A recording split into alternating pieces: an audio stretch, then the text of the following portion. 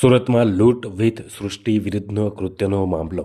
રિક્ષા ચાલકને ગ્રાહકના સાંગવા અવાવરૂ જગ્યાએ લઈ જઈ અને લૂંટી લેનાર સગીર સહિત ત્રિપુટી ઝડપાઈ.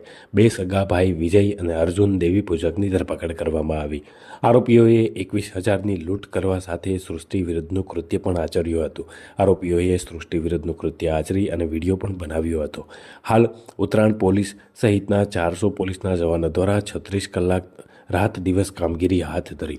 પોલીસે સીસીટીવીઓ તપાસી અને આરોપી સુધી પહોંચી ગયા. બંને આરોપીઓ વિરુદ્ધ અગાઉ પણ ગુનાઓ નોંધાયેલા હોય તેવી વિગતો સામે આવી છે. તારીખ 21/1/2026ના રાત્રિના અરસામાં સુરત શહેરના મોટા વરાછા તળાવ પાસેથી એક રિક્ષા ચાલક પાસના રિક્ષામાં 3 અજાણ્યા ઇસમોએ ભાડુઆત તરીકે બેસી રિક્ષાને અલગ અલગ જગ્યાએ ફેરવેલ. જેમાં રિક્ષા ચાલકને અલગ અલગ જગ્યાએ ફેરવીને એક અવાવરૂ જગ્યા પર તેની સાથે લૂંટ કરેલી, માર મારેલો તેમજ ફરિયાદી એટલે કે રિક્ષા ચાલક સાથે સૃષ્ટિ વિરોધનું કૃત્ય કરેલું.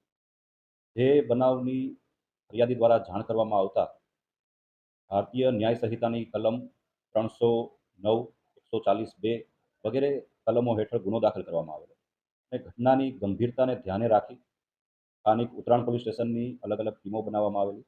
આ સાથે ઝોન 5 એલસીબીની પણ ટીમ બનાવવામાં આવેલી અને અજાણ્યા ઈસમો કે જેણે આ કૃત્ય કરેલ છે તેની ઓળખાણ કરવા તેમજ તેને એરેસ્ટ કરવા માટેના વિવિધ પ્રયત્નો હાથ ધરવામાં આવેલ.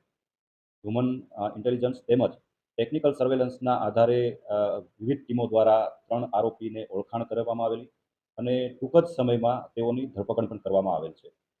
3 ઈસમો પૈકી એક કાયદાના સંઘર્ષમાં આવેલ કિશોર છે, તેને જે બોર્ડ તરફ મોકલી આપવામાં આવેલ છે. આ ઉપરાંત 2 ઈસમો વિજય ભોજવિયા તેમજ તેનો ભાઈ અર્જુન ભોજવિયા બંનેની ધરપકડ કરી રિમાન્ડ મેળવવામાં આવેલ છે. ભૂતકાળમાં વિજય વિરુદ્ધમાં અમરેલી પોલીસ સ્ટેશનમાં અપહરણનો પણ ગુનો દાખલ થયેલ છે. આ ઉપરાંત સુરત શહેરમાં પણ અલગ પોલીસ સ્ટેશનોમાં તેના વિરુદ્ધ ગુના દાખલ થયેલ છે. તે તમામ બાબતની તપાસ હાલ ચાલુ છે.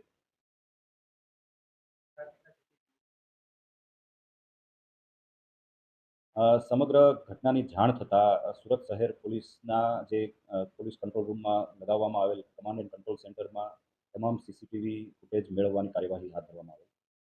તમામ ડિટેક્શન માટે ઝોન 5ની તેમજ ઉત્તરાયણ પોલીસ સ્ટેશનની વિવિધ ટીમો બનાવવામાં આવેલી અને લગભગ 40થી વધારે પોલીસ અધિકારી કર્મચારીઓની ટીમો દ્વારા અલગ અલગ દિશામાં કામગીરી કરવામાં આવેલી, જેમાં ટેકનિકલ સર્વેલન્સની કામગીરી, હ્યુમન ઇન્ટેલિજન્સની કામગીરી પણ કરવામાં આવેલી અને સમગ્ર બાબત જે છે એ લગભગ 36 કલાક જેટલા ટૂંકા ગાળામાં ઉકેલવામાં આવેલ છે.